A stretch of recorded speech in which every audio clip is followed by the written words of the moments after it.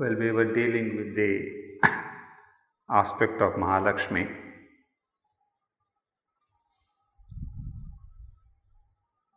And last time I read the last few lines of the paragraph describing Mahalakshmi. The paragraph beginning with wisdom and force are not the only manifestations of the Supreme Mother. You see, when I was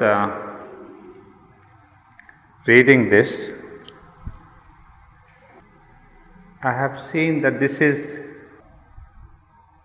what Sri Aurobindo is telling us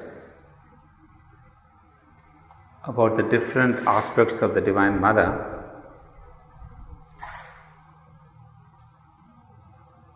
Has been quite central to Indian spirituality itself. In the sense,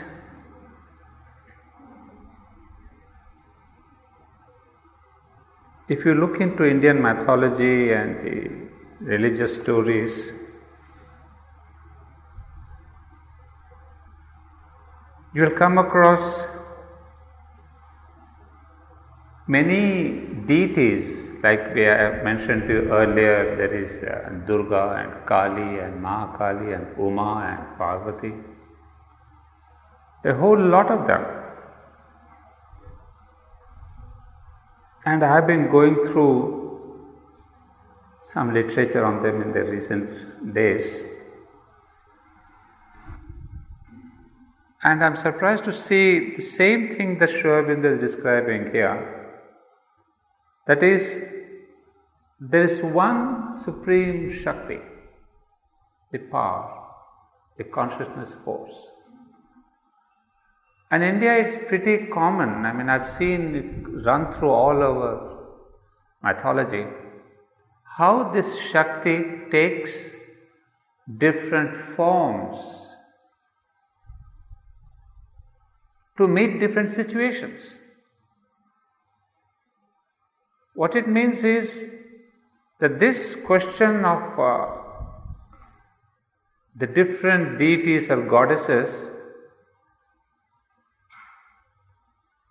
is that when the divine has to deal with a specific circumstance in the world's evolution, the divine Shakti takes up a particular aspect.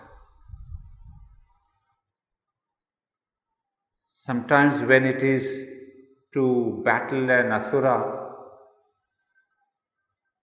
the same Parvati, the divine Shakti or the Aditi, who is supposed to be the most gentlest form of a deity, of a goddess, she takes up the most violent form of Kali. Why? Because the situation demanded that there should be a battle. So this is what I am seeing between what Sri Aurobindo is describing and what we see in our Indian mythology, is that basically it is one Shakti who has come into the manifestation in different ways. And that is why I suppose there are so many different forms of the gods and goddesses in India, because each deity or each god or each goddess, they represent one mode, one mood, one aspect, one force, one occasion. So what happens ultimately is that the human beings also, when they come across this kind of a mode or a situation in their life, they invoke that particular deity. So it is not that we eternally call upon Aditi. When our Indian soldiers, they go to war, they invoke Kali, because she is supposed to be the deity of battle. But when it comes to the question of wealth or harmony or beauty, then we invoke Saraswati or Lakshmi. So according to my life situation, I have a particular deity to invoke. So it becomes, we are not really devotees of one form. Depending on the occasion, we invoke different forms. So that, suppose, brings the divinity closer to your day-to-day activity. It's not a deity sitting in a temple and then we have to worship and venerate her. That's how I suppose Indian mythology and spirituality has succeeded to bring a divinity or a divine aspect into the day-to-day life circumstances.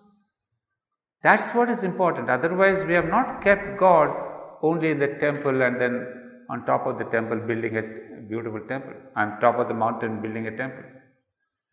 So when I come to read Sri Aurobindo, it's the same thing that I'm seeing once again, that he has given description of the divine for different purposes in life, not purposes in just saying, I'm the four aspects of the Supreme Mother. That's why we have to see a Kali, who is supposed to be, as I have read descriptions in my last, even the mother tells us that. And the mother tells Kali is one of the most loveliest of deities and full of love. And she says, there's hardly any other goddess who has that intensity of love for humanity as Kali. And this is what we see. Apparently Kali is violent and she's not good looking, she's ferocious. And yet mother says she's the most loving. And then after reading that, recently I was listening to one of Bengal's great devotee, Ram Prasad. And this is exactly what I find in him also. He is a devotee of goddess Kali. But then he says, look, mother, with all your terrible facets of the skulls and this and the lolling tongue and the red blood in your hands, the devotee Ram Prasad has many songs to say that you are the sweetest one, the most beautiful one. So I was very deeply touched to see that if one has pure devotion, one goes through this form. So that is what is magnificent in Indian culture, that we do not see the external form as the finale. A true devotee does see the behind and the beyond. So I was so moved one morning, almost the whole morning I was sitting at my computer listening to Ram Prasad's songs, and nowadays, they're all available on the website and you can listen to all the songs. Remarkable. So what the mother has said long back, 3 centuries back, a devotee has said more or less the same thing. The most loving, the sweetest goddess is Kali. So that gave me the idea that deep within there is really one divinity, one aspect. She has multi-forms, but one who can see the true form, you can see that there is only one divine Shakti, and as it happens, I'm always helped by Sri Aurobindo to pick up the right quotation. I chanced upon turning this page 172 in volume 25, and my reading and convictions were confirmed by Sri Aurobindo in his letter of 1936. It is true that the mother is one in many forms, but the distinction between the outer and the inner mother must not be made too trenchant. For she is not only one, but the physical mother contains all the others in herself, and in her is established the communication between the inner and the outer existence. But to know the outer mother truly, one must know what is within her and not look at the outer appearances only. That is only possible if one meets her with the inner being and grows into her consciousness Those who seek an outer relation only cannot do that. This was magnificent to tell me about Ram Prasad, Sri Ramakrishna, all of those great devotees that we see in Bengal.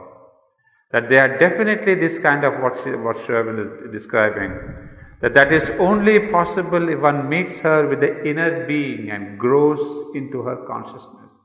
Then one can know the aspect within.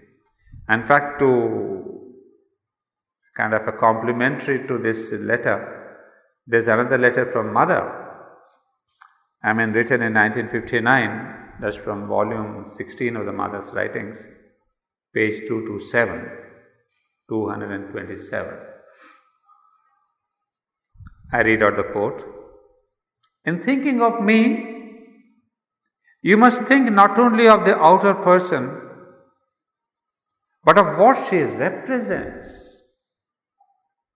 What stands behind her? We are reading all the four aspects. The essence is exactly this. What she represents, what stands behind her. For you must never forget that the outer person is only the form and symbol of an eternal reality. And through the physical appearance, it is to this higher reality that you must turn. The physical being cannot become truly expressive of the eternal reality until it is completely transformed by the supramental manifestation. And until then, it is through it that you must find the truth. This she gave in 1959. Of course, those of you who are interested, continue to read from this volume 25. That's right from page 170. What is the true relation with the Mother? There are plenty of letters here, but we're not going to read all that. But what I wanted to bring out is this inner aspect of the divine. And I've seen the Indian spiritual masters, yogis, saints, they have really caught the inner, and they have not been carried away by the external facet. And yet, we see in Sri Aurobindo describing the different aspects, because as I said yesterday in my last class, that these deities, these aspects are an integral part of life. They cannot be there just for being worshipped. We have the four darshans in the ashrama, four darshans of these four different aspects. There is Lakshmi Puja, there is Saraswati Puja, there is Durga, there is Kali Puja. And there are 4 different days when in my childhood we used to go to the Mother to get her blessings on these 4 different days. But of course at that time I didn't understand at all. We just knew that today it is Kali Puja and then there is blessings of the Mother. And if you have been to the meditation hall, where there is this big photograph of the Mother against the staircase. She used to sit there. And we went in by this, what normally is called the Nolinidas gate, that's of the eastern gate. So we went right in the line and we faced the Mother, took the blessings, and then turned left towards the Samadhi. Well, I am confessing that we didn't know anything, the meaning of Kali Puja, Saraswati Puja. Because I think I can understand meaning, symbolism is mental. We came to know that later.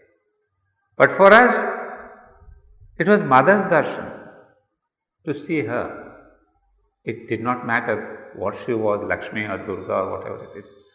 Although, I will read out later, although on these days the deities would come to her. There was a very interesting case, I don't remember the exact, incidents. But then Durga said, I'm coming to you tomorrow, and that was the Durga Puja Blessings Day. And when she goes, she sees Durga sitting on a chair. So, it's kind of saying, hey, I'm already here. So that was the solid, the real experience. And Sri Aurobindo or the mother, now forget,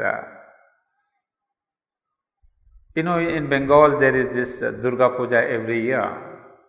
Like we have the Ganesh Chaturthi, some of you might have been awake through the nights because of the Ganesh Puja. All these are done annually, but Durga is very interesting. I'll read it if I get the letter somewhere. I'll read it out to you. But what Sri Aurobindo says, this ritual, because sometimes I used to think, what is this Bengal doing? And every year they make this Durga Puja and then wait another 3 weeks and you will see on your TVs, if you have TVs at home, the most marvelous figures of Durga. Nowadays is almost a competition in Bengal. Who would do the most beautiful decoration and the whole fancy thing? It's an incredible thing. They choose the best 10 out of all the things done in Bengal. However, last year I really enjoyed. But then, you see, it's made so beautifully with all the care and the love and spending so much. And then after 10 days, is it? Visarjan? 4 days. So after 4 days, there's a Visarjan, means the deity is taken into the Ganges and immersed there. There's a huge function and all that. So, there are lots of things saying that yes, Durga comes from her in-laws' place and then she comes home, etc. There are stories. But what does the mother say? Mother's explanation, when I read that, then I am convinced about the Bengal Puja. He says, this question of Durga coming from Shiva and coming to earth and coming to humanity, he says, the thing is, there is a rhythm in nature. There is a specific rhythm, like we have the night and day, the season, the summer, the autumn, the sunrise. So the universe is kind of moves by a specific rhythm. And this Durga Puja, things like that, they fall into that rhythm. So it's really true that the Durga comes down upon earth, it's not that she is up there in the Himalayas, but she manifests more concretely as a kind of an annual feature. So it is not making a vigraha, making a beautiful statue of that. So she says, this is the rhythm of the universe itself. So, you may build up all kinds of stories, but spiritually it is true. So you see, India is full of these things, but there is a spiritual significance, and I get confirmed in Mother and Sri Aurobindo. So I take that as the last word. Now coming to Mahalakshmi, as I said, I left last time a few lines, I cannot say explain, unexplained, but I wanted to look into that in a different way.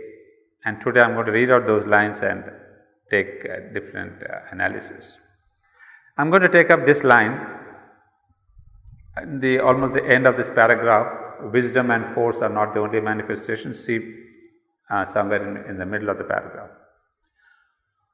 For she throws the spell of the intoxicating sweetness of the divine.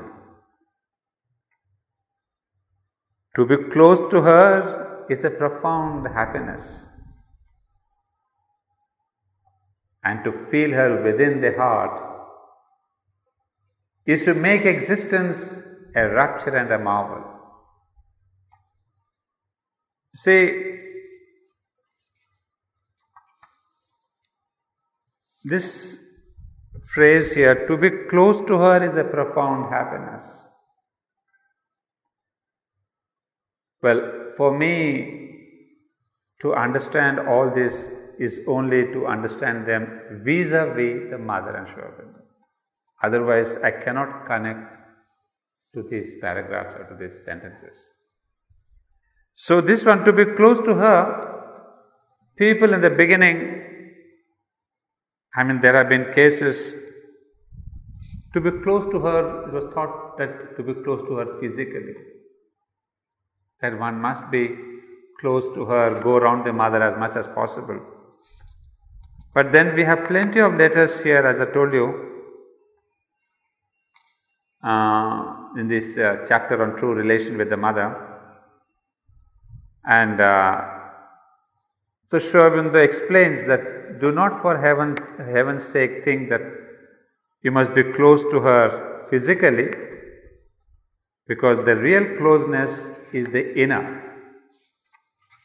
And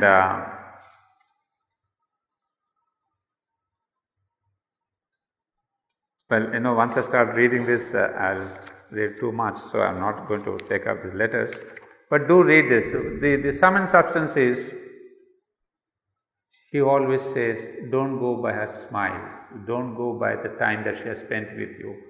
And she says, there are many yogis who just take the mother's guidance from within, although they are at a great distance. So those who want to be really close to her, they need not be close around her. In fact, as I said, I didn't know all this philosophy. So I made my blunder. That is sometime in 1972, I think. You see, there was we may call it, maybe now I call it desire. At that time I thought it was an aspiration.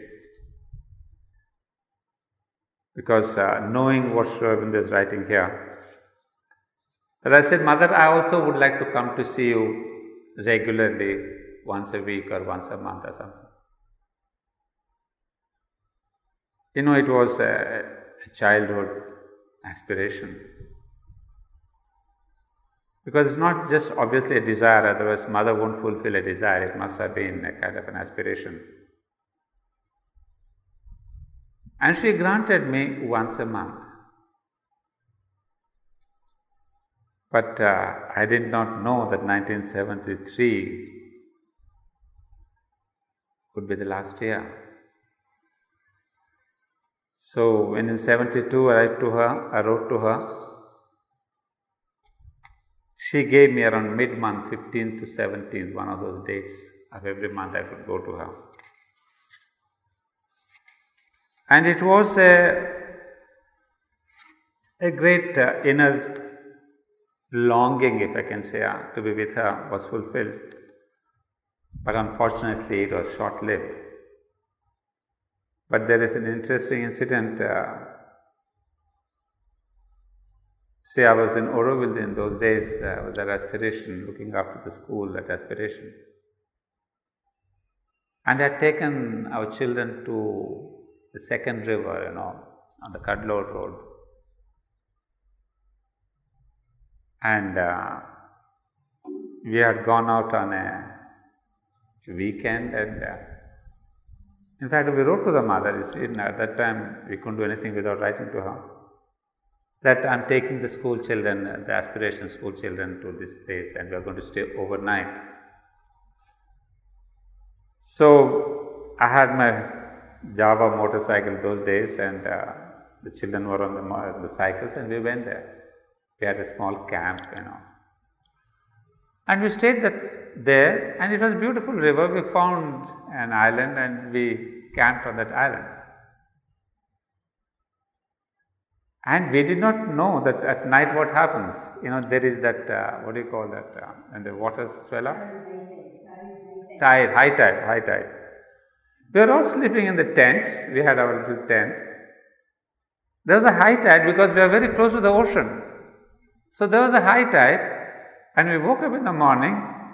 We were surrounded. We were on an island.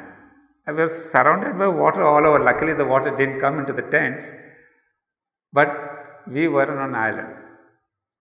And I was a bit shocked because that morning I had to go to the mother. And imagine, my bike was with me, my motorcycle, and we were on an island, How do you go? Because time is there at 10 o'clock, the appointment with the mother. So I was a bit confused what to do. But, our boys were engineers enough. They said, Ananda, don't worry, we'll make a bridge. That famous bridge from Lanka to India, So we made our own little bridge. What we did, we pushed a lot of sand. It was not a big stretch, it's from here to that wall maybe. Luckily the water was not that deep. So we pushed a lot of sand and some boys pushed from motorbike. I came onto the mainland and just somehow managed to clean myself of all the sand and rode straight to the mother for the darshan on that day. So that was stuck in my memory because of this incident. So this is what we did. We were wanting to be close, means physically close. But then she showed me the right plenty of times. The true, to be close to her is a profound happiness in the inner sense. And then it says, and to feel her within the heart is to make existence a rapture and a marvel. Well, this is for each one of us to experience. And I'm sure we are all sitting here because of this experience. Sometimes, somewhere, to some degree, we've all felt this rapture and a marvel. See, in one place, Sri Aurobindo does mention, I was happy to read that today, that it is our psychic being which has really chosen to come to her, and it is a psychic choice that wanted to be close to her. So that's why I can kind of confidently tell that we have all had this experience somewhere or the other, to see the charm, the rapture and the marvel of her presence within the heart. Grace and charm and tenderness flow out from her like light from the sun, and wherever she fixes her wonderful gaze or lets fall the loveliness of her smile, the soul is seized and made captive and plunged into the depths of an unfathomable bliss.